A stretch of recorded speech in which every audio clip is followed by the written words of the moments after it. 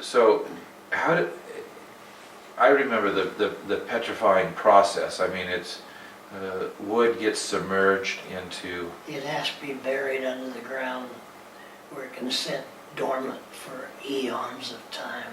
right, And then when the water goes down through the soil, it picks up silica out of the volcanic ash. right. And then the minerals gives it the color. The silica turns it to stone. So it's displacing the cellulose. That's really what's happening. The Yeah. silica's coming in. And that's why it maintains the physical Shape. shape. Yeah. It doesn't show the ring growth. It's all been replaced. Oh, you don't see ring growth? In Most of some, It's there not- might be a few, but not all of them. Right. So so it's growing. When it does the replacement, then it doesn't. So it's not in layers per se. It's the whole thing gets replaced at one time. Yeah, it could, but little by little. I don't know how long it would take it to turn from the liquid stage to. Right. What's amazing to me, they're 6 foot in diameter. How did it turn the stone clear to the center of the tree? That's an amazing thing. We can understand it on the outside surfaces, Right. but how would it get so clear into the center of the tree? Yeah, that's a huge volume, and to be consistent that way. But it does. So in those 6 foot sections, it's been solidified, or it's been silicated all the way through. Yeah. Wow. So what's the biggest diameter of a silicated tree there is? That would be the examples there? Oh, I don't know. I think we seen up in North Dakota, we seen one that's out in front of a museum, and it was probably 6 to 8 feet in diameter.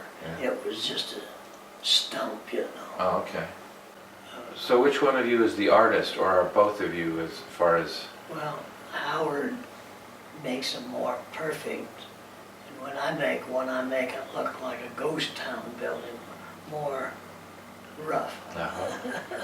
So by the time, so when your dad dies, your mom, you make this arrangement to move to this 3-room house, and it's in town here. Yes. Yeah.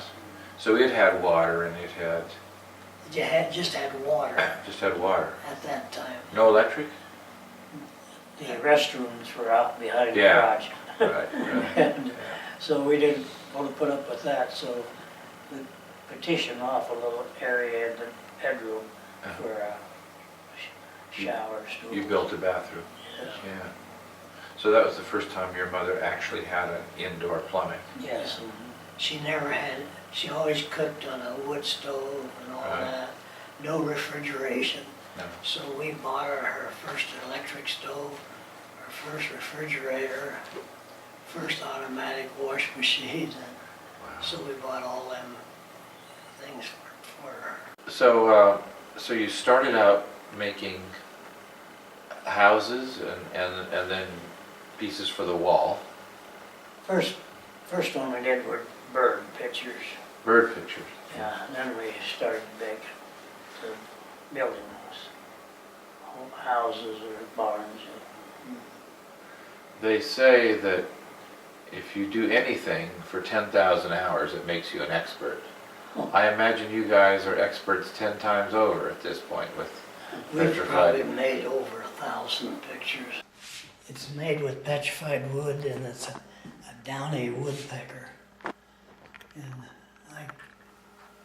I like that the best, so I kept it. Was that an early piece?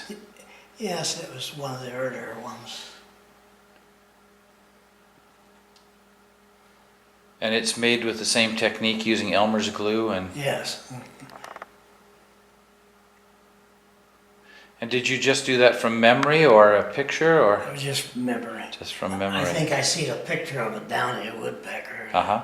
gives us the colors. And the colors are all natural in the wood. I mean, Right. no paint or nothing on them. All right. And these are our family right here. Most of them. Okay, who's who in that picture? My dad and mom and my uncle Phil. And my older sister Dorothy and Donna. Ruby, I think that's my brother Robert and us. Then you two. All right. And the other pictures on that page, what else was happening there? Who are the other people? My dad and my brother's wife, my mom, our sister here, and her husband is taking the picture. So Oh, this okay. is us here Oh. taken in Brule. So that's when you were about 10 or something there, it looks like? Oh, is that one when Robert was in the service? Yeah, so we were probably about 15. 15, I see. And then the picture below that? Well, that's us, and those are our brother and our sister, I guess.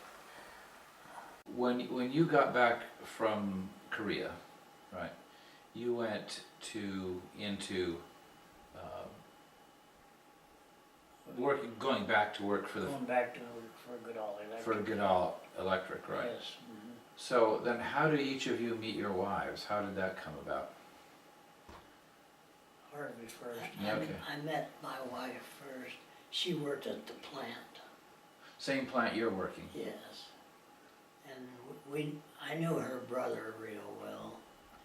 She was divorced because she had multiple sclerosis. And her first husband didn't think he could put up with that, so left her. So we got married in 1974. And we were married for 32 and a half years. Right. But all that time I had to take care of her. She couldn't walk, and the MS got to her. What age did she start having symptoms? I think when she was around 20 years old. Yeah. But then she got over it, I mean, was in remission. Right. And then, just before we got married, she had a son that was 13 years old. He was riding a bicycle out here at the lake. And it was toward evening, and a man that was been drinking hit him and killed him. So she lost her son, and then she had a daughter that was a little older, and she lost her daughter and when she was about 35 years old with cancer. So she lost both of her children. Right. Did she have siblings? Did she have other family? Oh, her folks. Her folks. Granddaughter. Yeah, we got one granddaughter now. Oh, okay. But her folks was just wonderful people. Yeah. They took me in just like I was a family man. Right. So if you've been on the journey of caring for somebody with MS, then you watch the progression of the disease. Yes. But as you say, it happens, sometimes it plateaus for a while. Well, it did at first, but Yeah. then just slowly it declined. Right. And she'd been in a wheelchair probably for 20 years. She had been in a wheelchair when you met her? No. No. No. What was her attitude towards the MS? How did she cope with that? She never complained. No. And she was able to her upper body movements were still manageable? She had, Yeah, she could feed herself, yeah, yeah. okay. But I had to do all the cooking and cleaning and had to lift her from the chair to the wheelchair. And toward the first though, I was helping her walk. She could walk then. Did you go from a cane to a walker and that progression, or? Yeah, kind of Yeah. cane to a walker, then a wheelchair. Right.